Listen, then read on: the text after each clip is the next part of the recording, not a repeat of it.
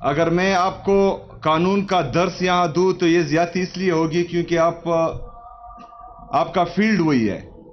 لیکن بہرحال جن زیادتیوں سے ہم گزر رہے ہیں ان کا تھوڑا ذکر میں ضرور کروں گا. 26ویں آئینی ترمیم کے ذریعے جو ہمارا خیال ہے کہ عدالتوں کو مفلوج کیا گیا، اس کی مثالیں ہم پیچھے زیادہ نہیں جائیں گے. میں ایک صوبے کا آپ سب کا منتخب کردہ وزیر اعلیٰ ہوں، چاہے جس بھی پارٹی سے ہوں. یہاں پر ہمارے کافی دوست مختلف پارٹیوں کی لائر فارمز بیٹھی ہیں، لیکن میں یہاں پر جو ہے لایا گیا نہیں ہوں. میں منتخب ہو کر آیا ہوں اور الحمدللہ ایک جمہوری طریقے سے آیا ہوں.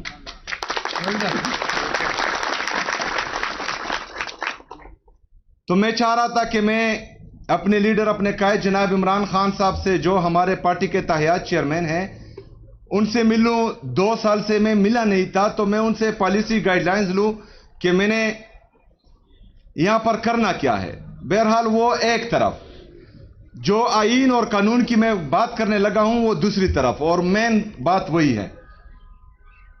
میں نے بحیثیت گورنمنٹ اپنے صوبائی ہوم ڈپارٹمنٹ سے کہا کہ آپ پنجاب کے ہوم ڈپارٹمنٹ اور وفاق کو لیٹر لکھے کہ میں ملنا چاہ رہا ہوں. وہ لیٹر لکھا گیا. پھر وزیر اعظم صاحب کی کال آئی، میں اڈیالہ جیل کے باہر موجود تھا. میں نے ان سے ریکویسٹ کی کہ میں ملنا چاہتا ہوں. اس کے بعد جب مجھے اجازت نہیں ملی تو میں ہائی کورٹ گیا. جو ہمارا آئینی اور قانونی راستہ تھا وہ میں نے اختیار کیا.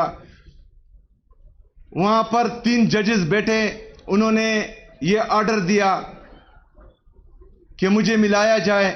سپرڈنٹ کو کہا، جیل کے سپرڈنٹ کو، کہ ان کو ملایا جائے. تو میں ہائی کورٹ اسلام آباد سے لے کر اڈیالہ جیل تک گیا اور وہاں پر ایک حوالدار نے مجھے روک دیا. یہ اگر فرض کرے کوئی کہے کہ یہ ایک سیاسی پارٹی کی یا ایک وزیر اعلیٰ کی کمزوری ہے تو یہ آپ کو غلط گائیڈ کیا جا رہا ہے. یہ ہماری عدلیہ کی بے بسی ہے، ہماری ججز کی بے بسی ہے، جن کو 26ویں آئینی ترمیم کے ذریعے مفلوج کیا گیا ہے. جو ڈگنیٹی تھی ہماری ججز کی کہ وہ ایک دوسرے کی عزت کرتے تھے، سینئر کو سینئر رہنے دیتے تھے، جونیئر کو جونیئر رہنے دیتے تھے، اور وہ اپنے فیصلے امپلیمنٹ کرنا جانتے تھے. اس چیز کو جو ہے ختم کر دیا گیا اور ایک حوالدار جو ہے وہ 3 ججز کے آرڈر ردی کی ٹوکری میں پھینک دیتے ہیں، جو باعث شرم ہے.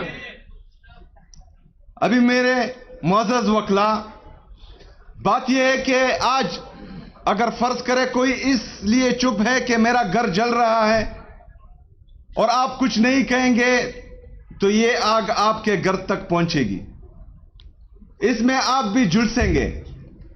یہ گھر جو ہے آپ کے گھر کو بھی لپیٹ میں لے گا، آج ہو، کل ہو یا پرسوں ہو.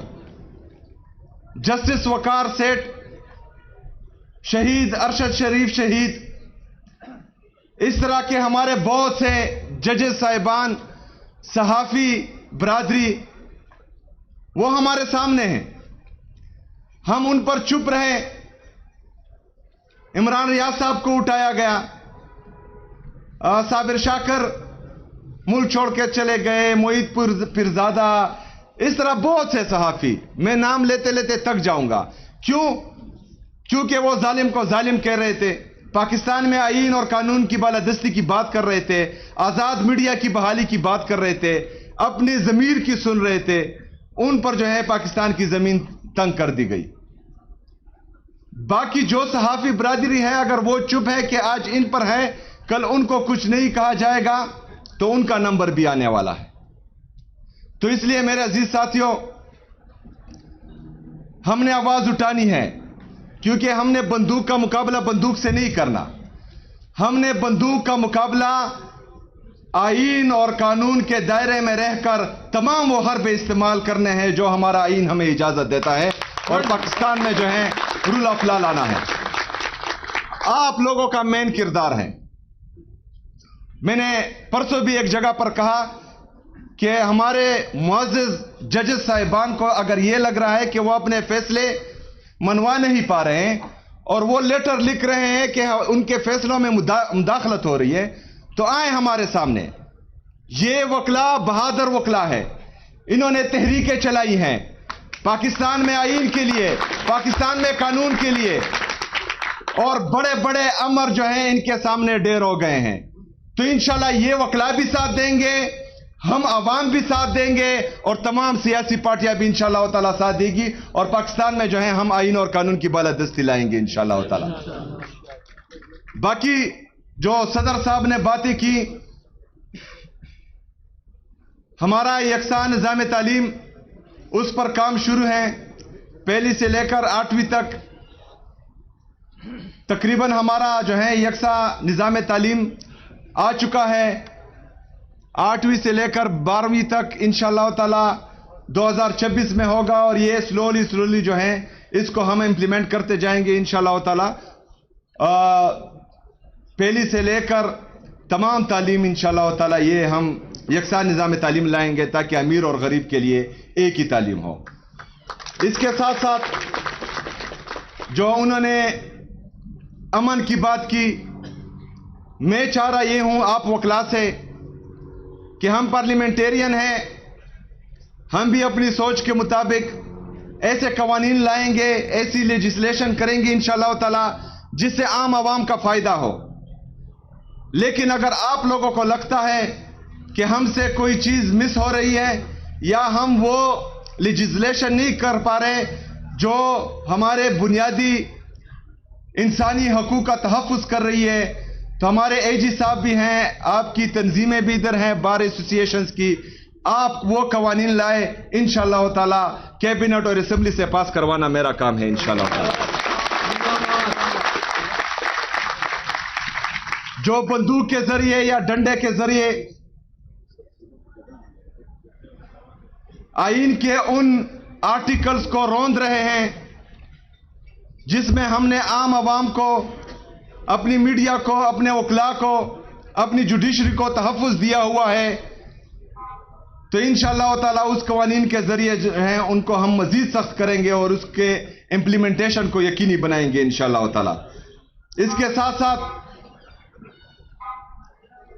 امن و امان، اس میں آپ لوگوں نے ہمارا ساتھ دینا ہے، کیونکہ جو کولیٹرل ڈیمیج جیسا ناصور جس کی وجہ سے دہشت گردی ختم نہیں ہوتی بلکہ مزید بڑھتی ہے، کیونکہ اللہ تعالیٰ قرآن میں بھی فرماتا ہے کہ ایک معصوم انسان کا قتل پوری انسانیت کا قتل ہے، تو پھر بحیثیت مسلمان اور بحیثیت پاکستانی ہم نے عام عوام کو تحفظ دینا ہے۔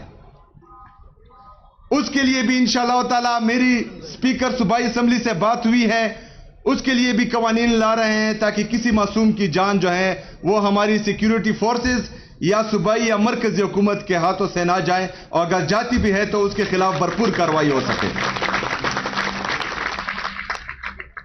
ہم نے کوشش کرنی ہے ساتھ مل کر بلا تفریق، سیاسی پارٹیاں، سیاست ہوتی رہے گی اور ہوتی آئی ہے، لیکن اس دفعہ انشاءاللہ تعالی ہم نے مل کر، ہم سب نے مل کر پاکستان میں آئین اور قانون کی بالادستی، آزاد عدلیہ کی بحالی، آزاد میڈیا کی بحالی، بنیادی جو ہمارے انسانی حقوق ہیں ان سب کا تحفظ بھی کرنا ہے اور ان سب کو جو ہے امپلیمنٹ بھی کروانا ہے۔